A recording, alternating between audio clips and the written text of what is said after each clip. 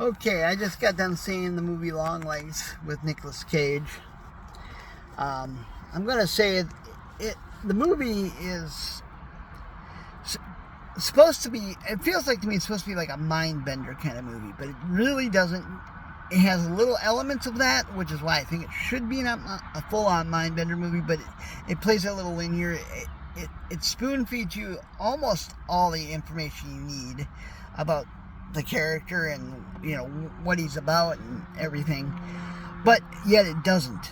It's sort of like it kind of does in the aspect that you understand a little bit that he's controlled by Satan. He's a Satanist. That's pretty much a that's pretty much something that you can read about. It's a non-spoiler moment. And if you think that's a spoiler, well, stop this video and move on, because I'm about to spoil your ass with this movie. A little bit, anyway. There's a really interesting plot line. I'm not going to get into that, because that is why you got to go see this movie. It's for the plot line. I don't even want to give that away, other than what you can read about, which is a synopsis a little bit, that the main character is a FBI agent. Her name is Lee Harker. But how she plays into this movie and her ties to Nicolas Cage's character in this movie is very much the biggest part of this movie. It doesn't play the ambiguity of it up that much, a little bit, until another character that's closely tied to the main character, Lee Harker, arrives in the movie. And then you get the idea, then you get kind of spoon-fed what exactly is going to be happening, in a way. Then there's that creepy doll factor in this movie, which I don't really know how to go about. There was a little bit of an explanation about how that plays into this, but at the same time, it's kind of like a plotline that wasn't fully developed, at least not in the presented story. The one question I have is exactly what the doll does. What the doll does. It doesn't answer that. It doesn't even answer that in the movie. It's just sort of like these creepy dolls are there. They're like animatronic dolls. There's supposedly a brain that I'm not going to get into, but put it this way, it plays into why the dolls are there. But it doesn't really explain their purpose. They're not the killer, so it doesn't explain any reason for why they exist in the movie. Now, if the dolls were turned around being all Chucky-like on people, then I could totally understand the reason for their inclusion, but they don't really do that. I don't really know what their purpose is, other than the sort of breezed by explanation they give in the movie. Because there's another character that is like more fully developed, and that's part of the plot line, and when you see this character, when you see what this character ultimately is revealed to be, that makes a lot more sense, for the plot line that they've developed.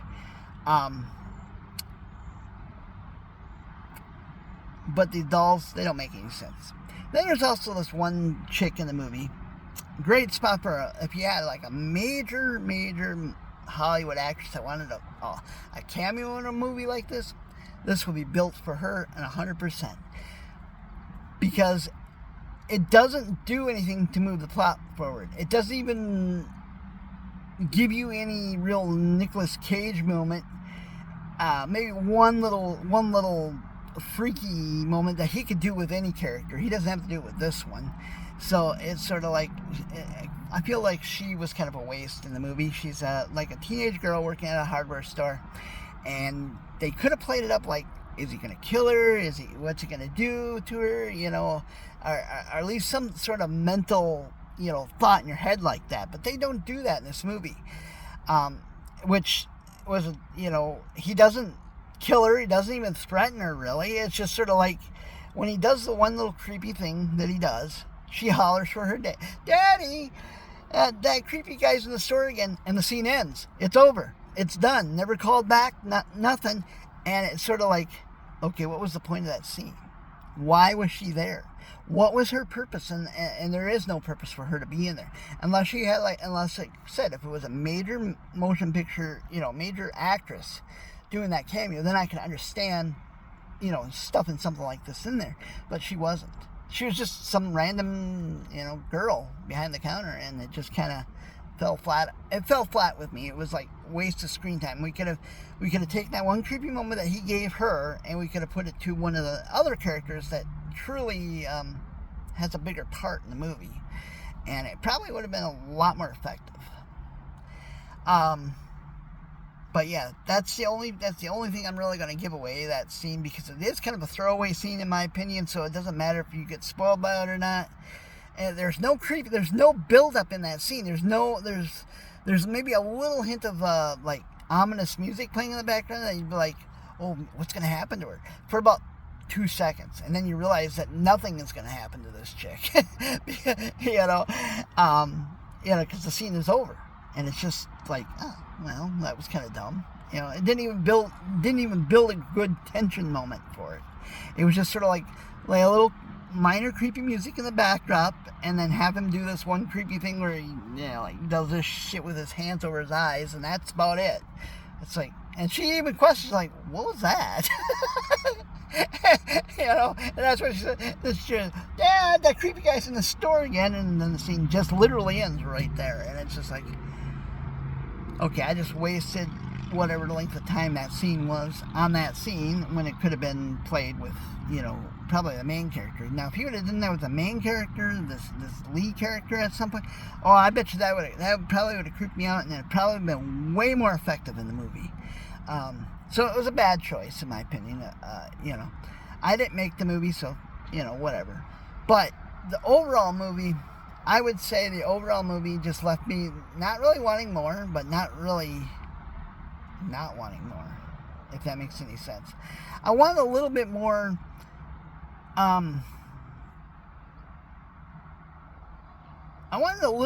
backdrop behind the character that Nicolas Cage played. There wasn't much of a backdrop on him either, and the way he is in the movie, it was very, it's very final. That's all I'm going to say. So, I don't see, put it this way, it's so final, I don't see a possibility of a sequel. So you'll never get those answers.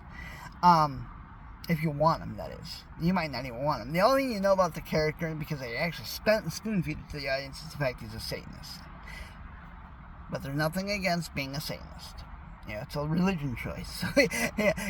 And they even point that out in the movie. So, and that's basically it. There's a little bit, he's a doll maker, or toy maker is what they call him, but he makes these creepy dolls. But the dolls play absolutely really nothing into the plot. At least not the way they should. Now, if it was a big, mind-bender movie, and they could have played it off that maybe these dolls were killing people or something like that, but they didn't do that. They just the dolls are sort of a prop in the movie.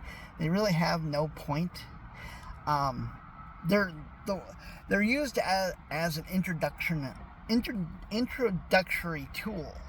And that's all I'm going to say about that, because if I tell you more about that, then you'll understand. You'll come back to me and you'll say, oh no, they had to be used. No, they didn't have to use the dolls. There's many other forms they could have used to get this introduction done. They didn't need to do dolls. And especially these dolls, because these dolls did really absolutely nothing in the movie. So, they could have made them Chucky dolls, and that would have made big sense. Oh yeah, these dolls are, like the manifestation of, evil or something, but they didn't really do that in this movie either, so it was kind of pointless. I was very disappointed in the fact that they pretty much threw the dolls away in this movie. I thought of so many different ultimate plots with these dolls that would make more sense in this movie than the way they were used. You know, because they literally could have been like, you know, Chucky like killers if you wanted them to be like that. You know, I mean, not necessarily slashers, but they could have messed with the people or whatever. And I think they did a little bit. The one doll, you know, I think they did mess with people's minds a little bit, but they didn't really play up that until towards the very end of the movie. And then I don't think they should have done it there either. I think they should have left it more ambiguous, because I think it would have been more. I think it would have been scarier if they would have done that. Yeah. So it was a good. I would say this movie, Longlegs.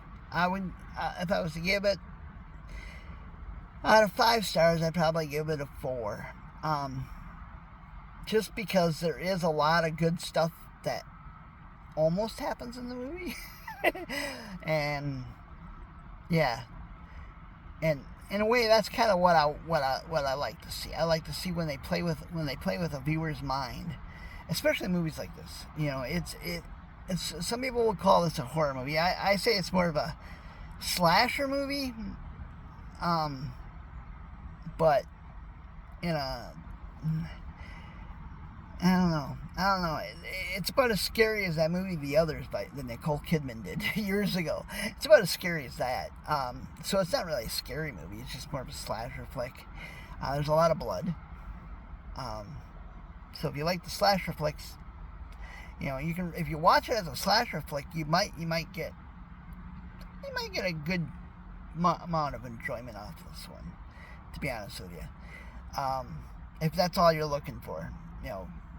But if you're looking for a reason why the slasher is slashing people, you might not get that in this movie. You might catch a little bit of what they give you, but they don't give you enough to really be like, oh yeah, okay. I mean, you know, this is sort of like, you know, like this isn't like Freddy Krueger, where they tell you, you know, Freddy Krueger, you know, had a backstory, right? Or he's like a child killer or whatever. They don't really do that here. They don't. The guy's a Satanist toy maker. That's all you know about him, really. You know, and not. I don't want to get into the plot, but the other character that's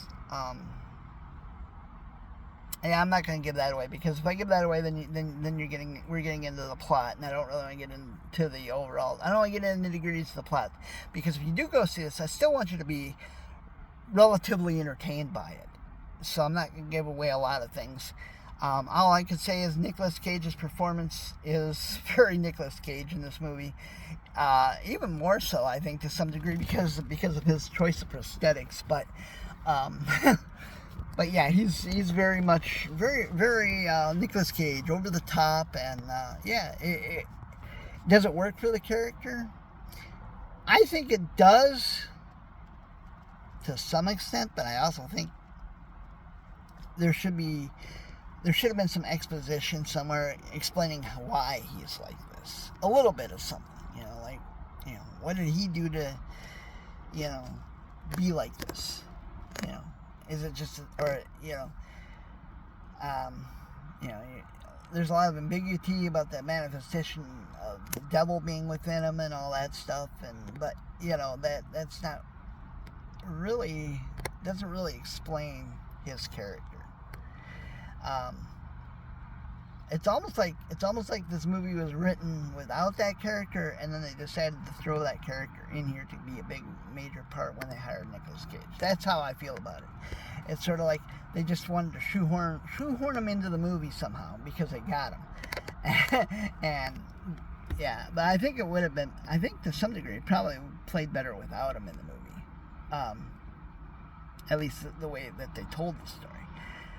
But it's still cool to see Nicolas Cage in the movie. You know, it's good to see him in a theatrical movie. It's been a while since that, so you know, I can totally understand, you know, why he would want to. Well, why he probably took this role. There's 2 reasons. Not necessarily getting the theaters, but I think if you see his character and see the amount of effort he put into it, it probably seemed like a little bit of a dream come true kind of role for him.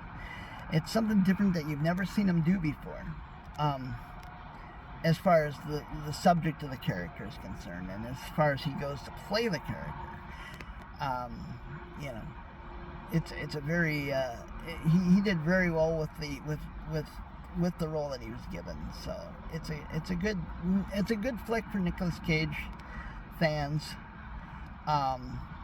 If you're just here to watch him, it's a great movie for that. That's kind of what I was here for. The rest of the movie, you can kind of forgive a little bit, but it's still hard to be like totally behind it, because it feels like they lost so much by putting Nicolas Cage in this movie that they could have played with to really make it a total mind bender of the movie.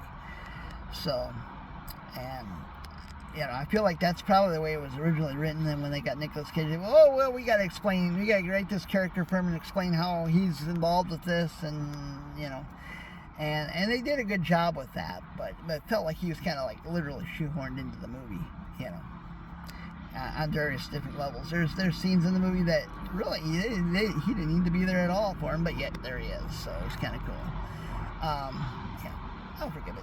But anyway, Longlegs, I'll give it like I said, I give it a good 4 out of 5. Just it's just missing something, and I can't really pinpoint exactly what it is that it's missing. But if that one thing was in the movie, this movie would be like absolutely a 5-star. You know. I'm not gonna say classic, because I don't think it'll ever become a classic, unless you're a slasher fan, you know, slasher / horror. I don't know. I wouldn't really call it horror, but you know, it does fit in that genre. So, but yeah, if you're kind of into that whole thing, it's a really good movie.